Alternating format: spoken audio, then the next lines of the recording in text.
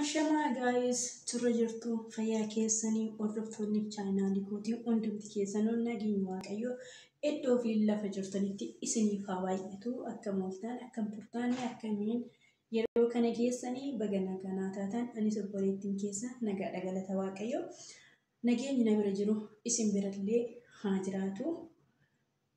Har'a deebi'ee viidiyoo wayitiin isinii dhufeen jira garuu gara viidiyoo kiyyaatti osoo hin seenne baga bara harawaan isin gahee bara 2014 baga geessanii baguma walumaan geenye bare addisiin 2004 bara harawaa kan bara wanta gammachuu itti argannu baroota darbeef uummata Oromoo saba Oromoo miliyoona meeqaan jiru kanarraa ajjechaan reebichi hidhamuun du'uun kun hidhaan kun maaliin wantoota hedduu dabarsinee 2012 akkasumatti dhibeen koronaa kan dhukkubni isaa qoricha hin qabne nu dhufee uummata keenya biyya kanarrattuu dararaa ture.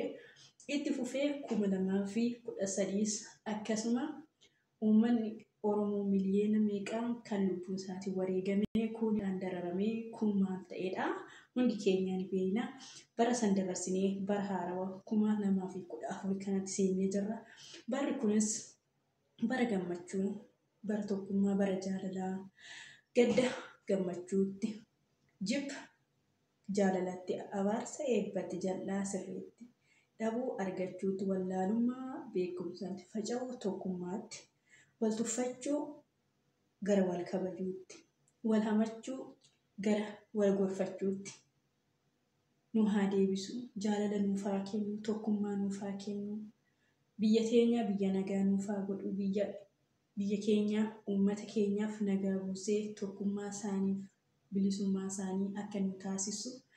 Warri hidhames akka hidhaa keessaa nu bahu kan biyya jirus kan biyya ormaatitti dararamaa jirus abdii qabnaa. Bara haarawaa kaa wanta addisiirraa ergatu wanta addisiidha argatu kaffaa caafatan garaa haammatu na bara akkasii bara quufaa bara jaalalaaf tokkummaa bara waa hundaa itti milkaa'an nuuf haa ta'u siniin jedha.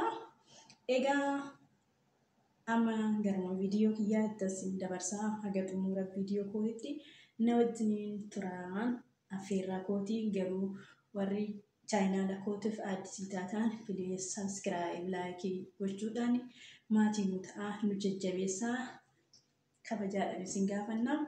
Egaa har'a viidiyoo maal qabadhee dhufee maaksii fuula keenyaaf hojjetamu jechuudha. Si'a lamaaf maaksii hojjedheen ture. Har'ammoo karaa biraatiin isinii fidee dhufee isiniin jedha.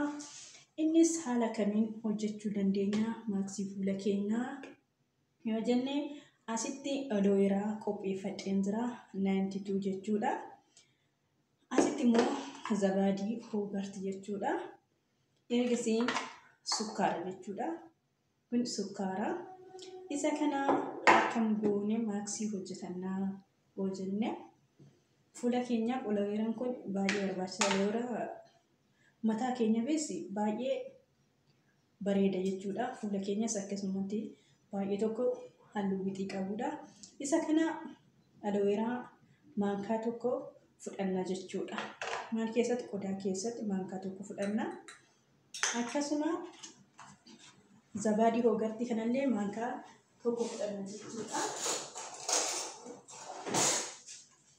Isallee maankaa tokko fudhanna. Hundi isaatu qixxee baafanna jechuudha. Maankaa tokko tokko nyaatutani.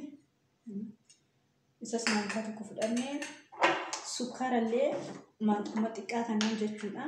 Akka baay'ina isinii ta'uutti jechuudha. Ani yaa mataa koo takkitti afaan hojjetadhaa jira waan ta'eef sanii fi sukkaaris kunoo maankaa tokko jechuudha. Maankaan garuu maankaa guddaa osoo hin taane maankaa xiqqishuu tana saniin booda waliin dhoofnaa jechuudha. Isa sadeen kana jechuudha. Aloe-veraadha, sukkaara, zabaadii yookaan hogarti isa jedhamu kana jechuudha. Saniin booda waliin maayinaa jechuudha. Akka sukkaara kun naannoo xaxarii kun akka wal fudhatuuf jechuudha. waliin maknaa jechuudha. Haala kanaan akka inni wal fudhatutti sadeen isaatu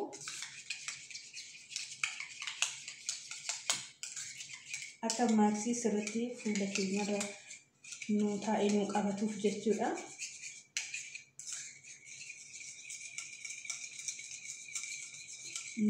Waanuma mana keenya keessa teenyee hojjetachuu dandeenyu.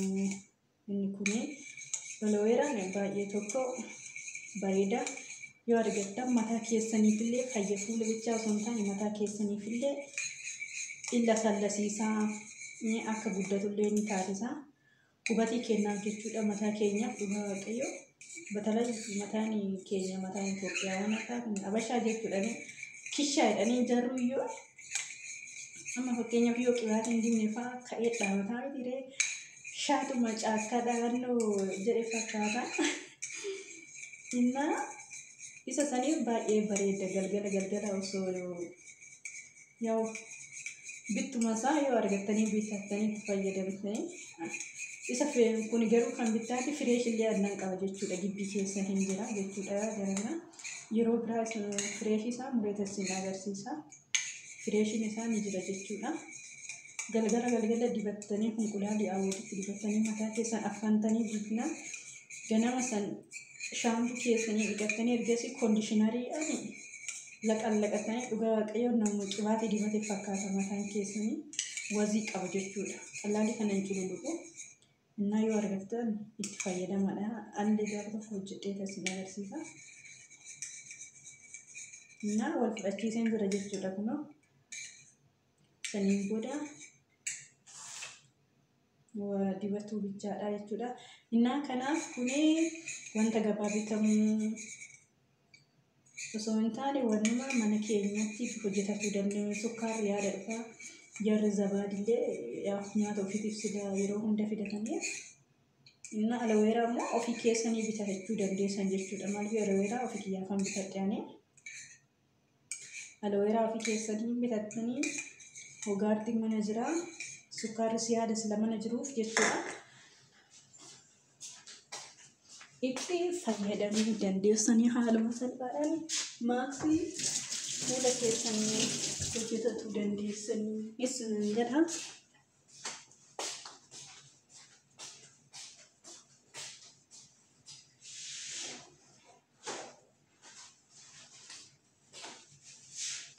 Amma dibachuun edaa jechuudha. Maaliif waliin makee geessee jira waan ta'eef.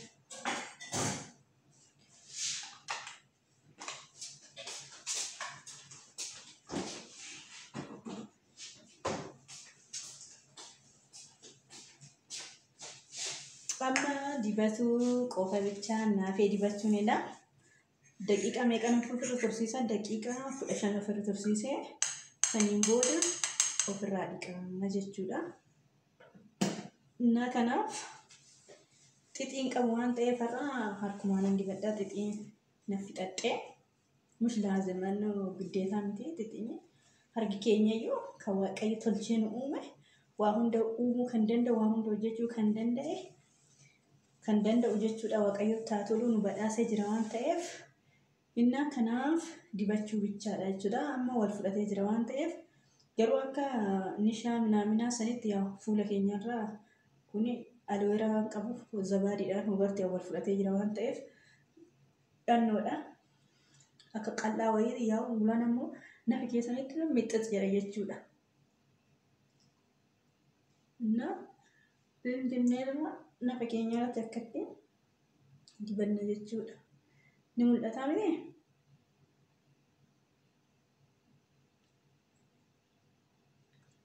Fuula keenya wal qixxeessinee jechuudha.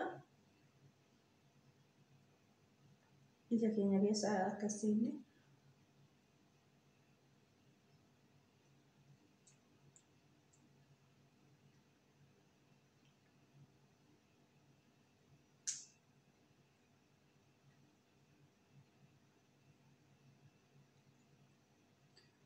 kanaaf itti fayyadamaa haala kanaan hojjetadhaa. Aloe-veraa bitannaadha waan baay'eedhaaf isin fayyaduu danda'a. Fuula bichaa osoo hin taane mataa keessaniifillee baay'ee tokko baheessa.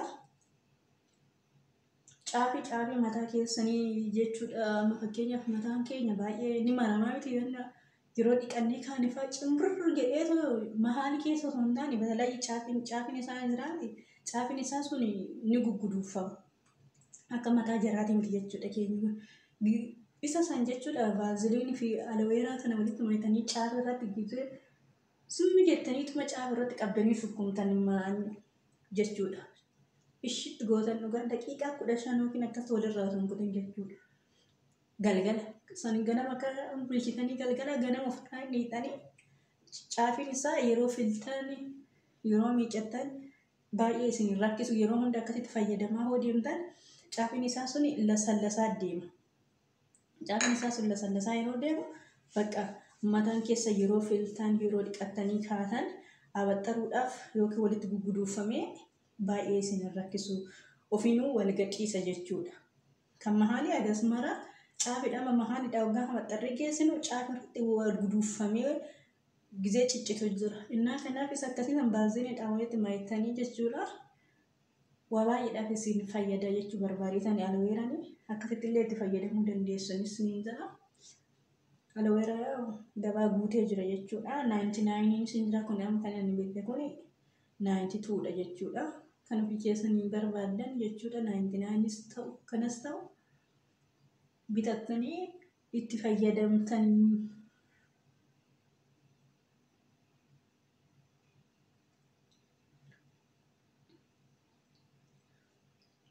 Dibaddeen jirachuudha daqiiqaa 15 booda ofirraa dhiqaa jechuudha.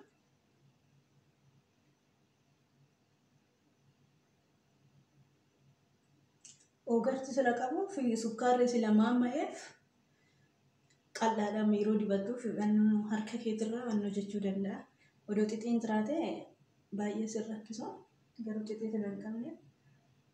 Bulan ammoo fuula keessatti amma sukkaara kana wajjiniin fuula keetirratti miixxixxi jedha.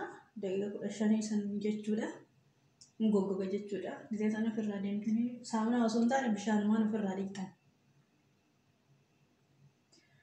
Maaliif ganama amma sila ganama yoo kaatan galgala qibaatii dibattanii ganama saamunaa andii dhiqattu. Ani garuu akkasitti fayyadamu waan ta'eef isin garuu akkatti fayyadamtan hin beeku. Maaliif qibaatiin guyyaa aduudhaa fi wajjin michi fuula keenyaa fi michi ta'a fuula keenya irratti waan ta'eef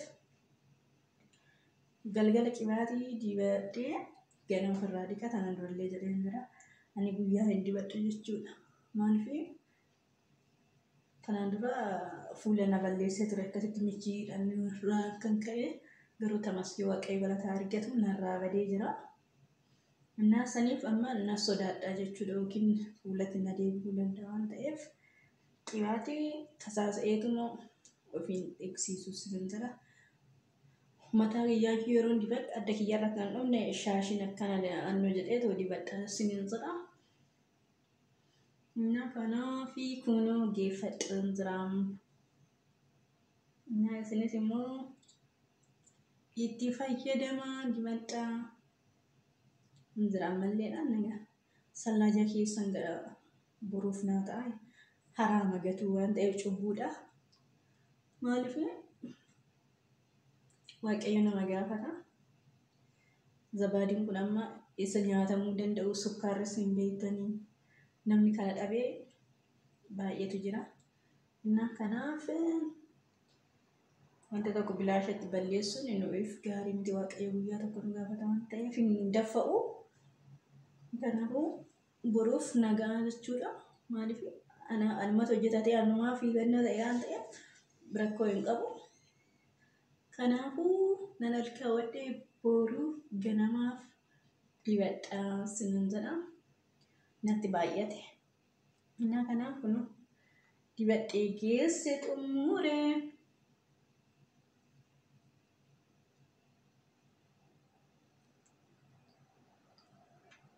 Harka ni qaxxaafachaa.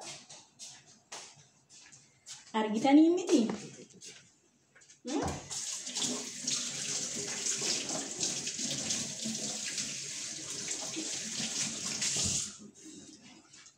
Innaa kanaaf hojjetanii fayyadamu qaxxoolchee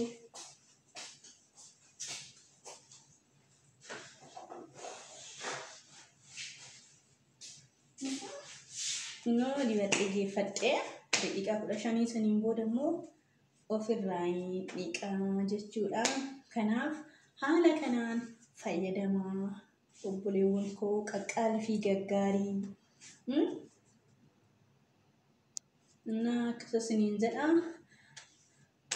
Warri maatiin taane akkuma dura isiniin jedhee maatii naataatti subscribe godhaatii maamila kiyya ta'a na jajjabeeffadha. Ana obboleetti keessan yoo isin dhaabattanii jabaa obboleetti koonaan jettanii laayikii naa gootanii koomentii naa gootan wanta barreesse immoo koomentii jalatti wanta akkanaa barreessitee jirtan waan akkanaa sirreeffadhu jedhaatee na gorsaa jechuudha. Maaliif namni haasaa keessatti immoo hojii keessatti waan tokko dogongoruu danda'a. Namni kamiyyuu nama ta'ee kan hin dogongorre jiru akaanu gartoota dogongoraan jedhee walitti ni bu'a jechuudha. Kanaaf namni immoo ni dogongora foon kan uffate kamiyyuu jechuudha.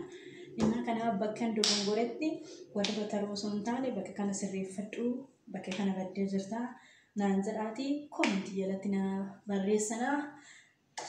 Warri sheerii geessan sheer naa godhaa na jajjabeessaa laayik sheer gochuu hin dagatinaa isiniin jedhaa. Hanga viidiyoo biraatti walitti deebinutti nagaan naa turaa. Turtiin keessan turtii gaarii isiniif haa ta'u. Baay'ee tokko isin yaadda.